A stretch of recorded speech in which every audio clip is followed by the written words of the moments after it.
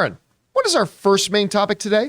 Alex writes in and says, "Hey, John and crew, did you hear that the Fast X or Fast and Furious 10 trailer will be dropping on February 10th, 2 days before the Super Bowl? So I'm guessing there will also be another but shorter trailer that will drop then too. What do you think of the marketing campaign for this film since its budget is $340 million and it hits theaters in just over 3 months? I hope it's better than F9. Thanks." F yes. It better be better than F9. Like, okay, look, a little background again. I'm somebody who grew to have an appreciation for the Fast and Furious. I didn't like the first 3 installments. I kind of got curious about the 4th, and by the 5th, I was on board. Hell, I liked 5, I liked 6, I liked 7. I even liked 8. I don't care if you don't like somebody, The Rock, chasing a submarine on top of some ice. I loved it. I had a good time with it. 9 was an abomination. 9 was an insult to all things that live and breathe. But look, if you liked it, you liked it. That's great. I'm just playing around a bit, but I was very, very disappointed with the film. I was super disappointed with it. First of all, a budget of $340 million. That's for a movie, because the Fast 9, now granted, Fast 9 came out and we were still in the pretty heavy into the COVID situation, stuff like that. Taylor, if you look up what Fast 9 ultimately made at the box office, I'm guessing it was in the $700 million range. I think so too. Mid-7, yeah. I mean, it's not the $1 billion stuff that the franchise started to accomplish, but there were some extenuating circumstances. Fast or Furious 7 made $1.5 billion, I think. Right, Fast 9 made $726 million. $726 million, which, hey, a lot of movies would kill to make $726 million. However, I think while the movie has its fans, I also think there are a lot of people like us who were disappointed with the film. And man, the money you're going to have to make, I mean, you're talking in the $700 million range. You're going to have to make $700, $800 million just to break even. So, but again, with the director change and everything, look, the interesting thing here is this, though, that they're doing what I think a lot of studios are going to be doing in the future. And we've already seen some studios start to do in the last year or two, which is instead of actually dropping the trailer on the Super Bowl, they drop their trailer around the Super Bowl, right? So we got this trailer coming 2 days before the Super Bowl, February 10th. Then on the Super Bowl, they're going to give a 30-second spot.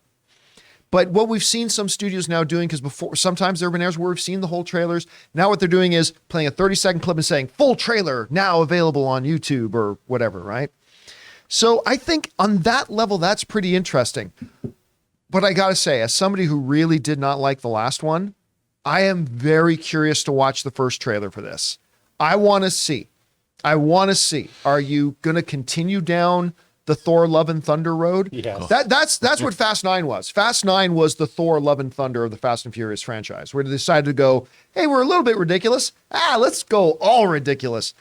So for that reason, I'm dying to say, are they just going to get back to guys racing cars? Are they just going to have a good heist? Or are they going to get more and lean more into the ridiculousness of it? I don't know, Rob. First of all, they're dropping the full trailer 2 days before, so we're going to be getting it within the month. What are your thoughts on this? Well, look, John, I've said before that the whole joy of car racing or car chases, which have been a mainstay of movies now for decades, the whole point of a car chase is that we've all been in cars and we understand the physics of a car chase. And driving down city streets, crowded city streets at speed is terrifying. Well, when you take the physics away, like they did in Fast 9, cars are flying, Fieros are going into outer space, it becomes meaningless gobbledygook. And it's not fun anymore. And you're just, I sat in that theater next to you going, I hate this. I mean, the stupidity of Fast 9, and this is silly to say about a franchise that is literally based on stupidity. I mean, but you've got to give me believable gobbledygook. Even the greatest gobbledygook can have verisimilitude. I love Fast 5. I think Fast 5 is an incredible movie. It has one big ask. It asks that 2 cars can drag a safe that they probably couldn't even move around the streets of Brazil, smashing through buildings. I'll buy that. You get that one ask from me, and I'm like, yeah, man, I'm there. But from the opening of Fast 9 to the end of Fast 9, it was one headache-inducing, ridiculous cartoon of a movie, and I wanted to punch myself in the face, it would have been better than sitting at theater getting pummeled every 5 minutes by these dumb action scenes. Sorry. That's how I felt. That said, I can't wait to see this trailer. Bring it on. I'm hoping, you know what? There's bad James Bond movies. I still love James Bond movies. And I got to tell you, I am there for this franchise. I love The Drift. I love Tokyo Drift, the third one. I love this franchise so much that I'm willing to overlook.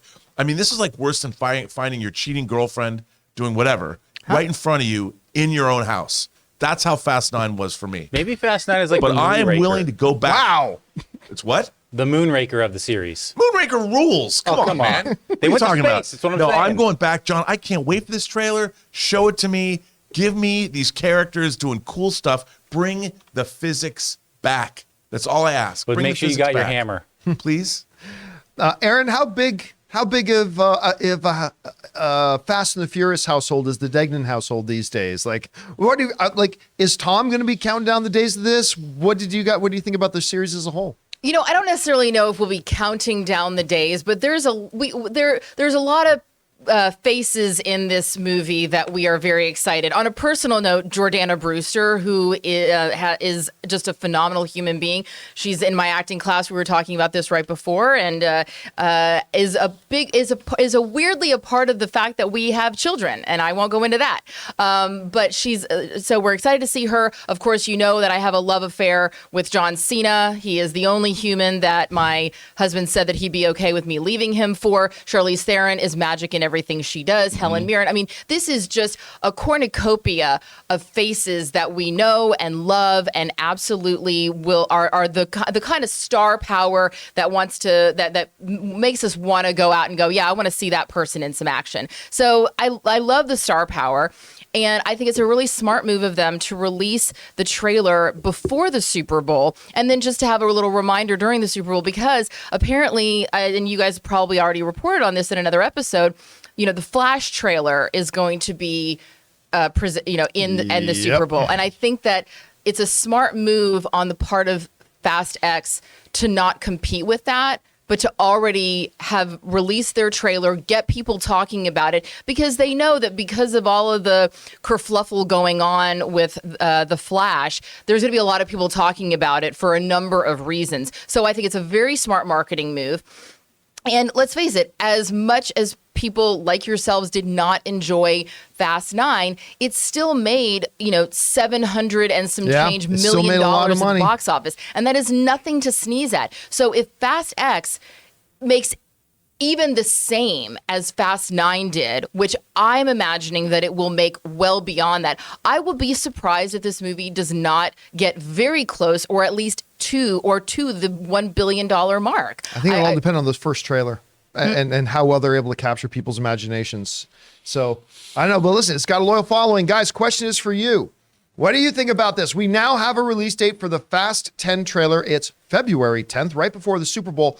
What do you think about it? What are you expecting out of this trailer? Will they get more back to the Fast 5, or will they go back more and lean more into the Fast 9? Whatever you guys think, jump down to the comments section below and let us know your thoughts. We want to thank one of the sponsors of this video, ExpressVPN. Guys, you ever hear of data brokers? They're the middlemen collecting and selling all those digital footprints you leave online. They can stitch together detailed profiles which include your browsing history, online searches, and location data. They then sell your profile off to a company who delivers you a targeted ad. No biggie, right? Well, you might be surprised to learn that these same data brokers are also selling your information to government agencies like the Department of Homeland Security and the IRS. And you don't want the tax man showing up your door because of some search you did on your phone. So mask your digital footprints and protect yourself with ExpressVPN. One of the easiest ways for brokers to aggregate data and tie it back to you is through your device's unique IP address, which also reveals information about your location. When you're connected to ExpressVPN, your IP address is hidden. That makes it much more difficult for data brokers to identify who you are. ExpressVPN also encrypts 100% of network traffic to keep your data safe from hackers on public public Wi-Fi. So make sure your online activity and data is protected with the best VPN money can buy. Visit expressvpn.com/Campea right now and get 3 extra months free through my special link. That's expressvpn.com/Campea.